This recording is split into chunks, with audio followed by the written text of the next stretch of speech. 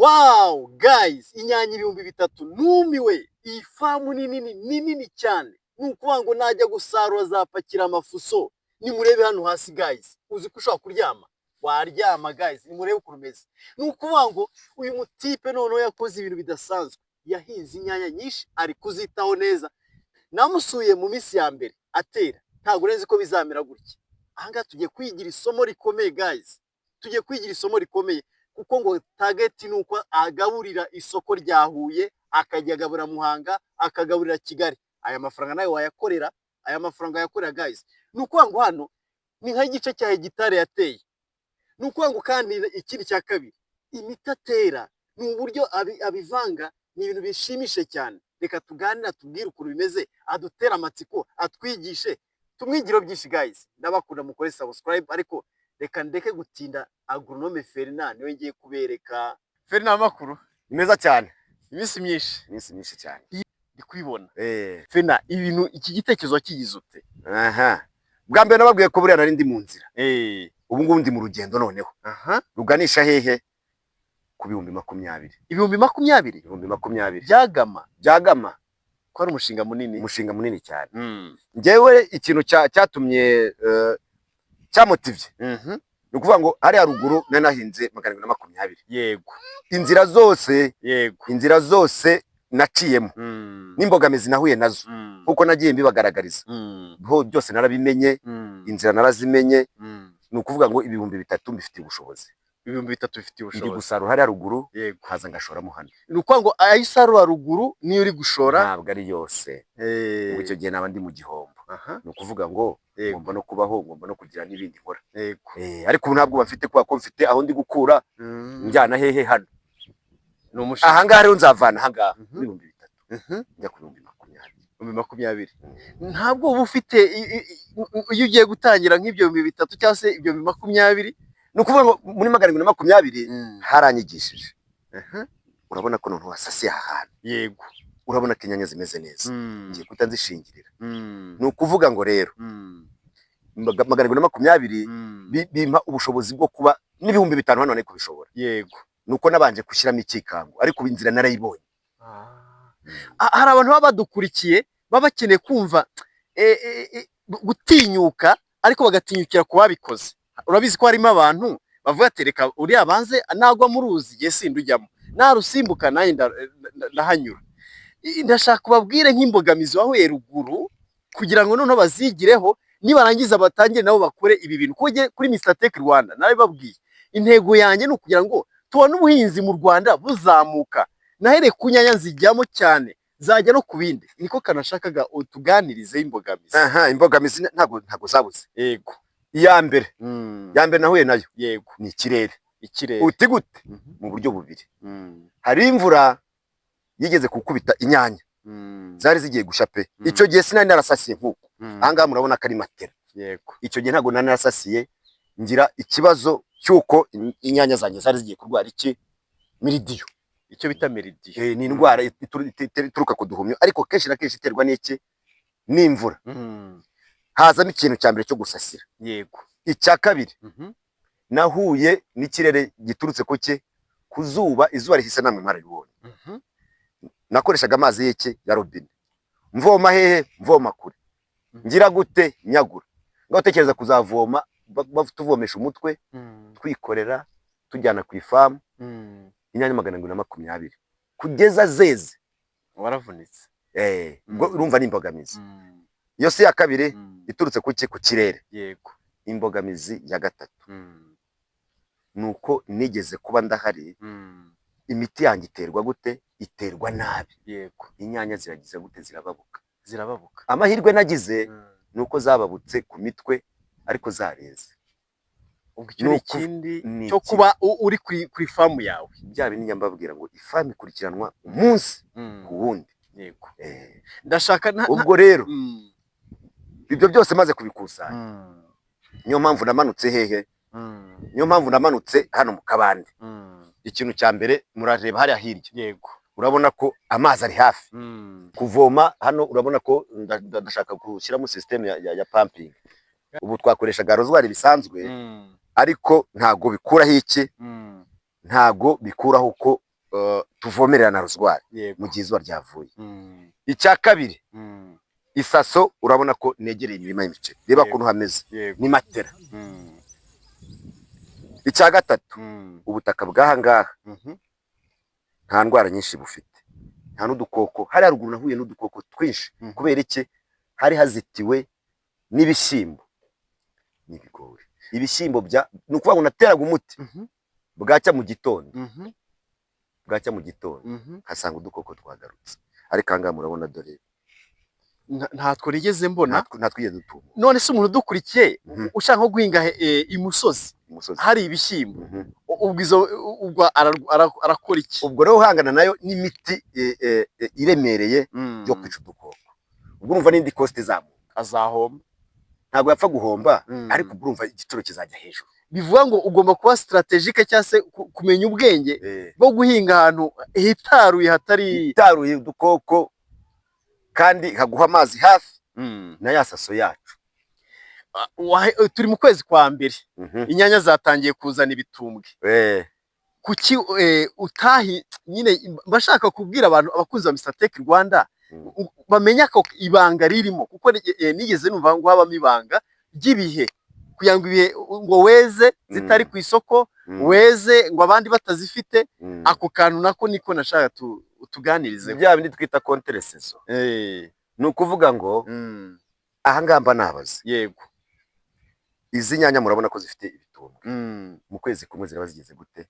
Ziraba zitangiye kumuha umusaruro. mu kwezi kumwe, Mu kwezi ubwo ni mu kwezi kwa kabiri. Mu kwezi kwa kabiri ziba zitangiye kumuha umusaruro. Mu gihe abandi bazavanamo ibigori mu kabande, bazabivanamo mu kwa kabiri ku matariki 15. Mu kwa kabiri 15. Ni ukuvuga ngo bagiye guhumbika ubu ngubu, sibyo? Bagiye guhumbika ubu ngubu batagitinga iki, bategereje kuzatera ibigori n'ibishyimbo bivuye mu mirima. Uri kunyumva neza? Ndi kukumva. Kugira ngo, ni ukuvuga ngo icyo gihe nibwo imirima izaba yabonetse. Yego. Uri kunyumva neza? Yego. Icyo gihe rero njyewe nzaba nejeje bo bari gutera. Uzeza abandi bari gutera. Wabyumvise neza? Harimo umubare. Abakunzi ba Mr Tech Rwanda murabyumvise ko amabanga ndi kugenda nyakura mu bahinzi. Ni ukuvuga ngo contre saison, ni ukugira ngo uhinge igihingwa uze gukora umubare, abandi bazatangire kweza, wowe waramaze kuvamo yawe warayakuyemo. Ni ukuvuga ngo icyo bidufasha iki rero? Ibihingwa ntibirwanira ku isoko. Ni nacyo kibazo tujya tugira. Ugasanga umuntu wese yazanye inyanya zabaye nyinshi cyane. Ni byiza ko ziba nyinshi, ariko none ntizibe nyinshi ku buryo abaguzi abacuruzi baruta abaguzi. Ubwo nicyo nshatse kumvamo. Icyo ngicyo nicyo. Ni ukuvuga ngo abaguzi babe benshi, igicuruzwa ari gito.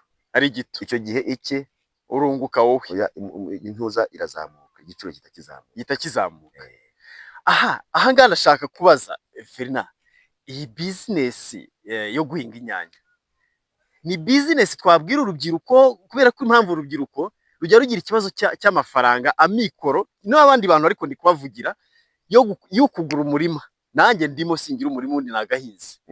Izo mbogamizi zo gukora business n'ubutaka, ubu butaka byo nshatse kubaza n'ubwawe cyase ubu ntago ari ubwanjye. Ubu ndabukodesha. Urabukodesha? Yego yego. Bivuga ngo umuntu wese yakodesha. Ubwo rero icyo nabwiraga urubyiruko, ubwo ntabwo ushaka kuganisha ku butaka. Yego.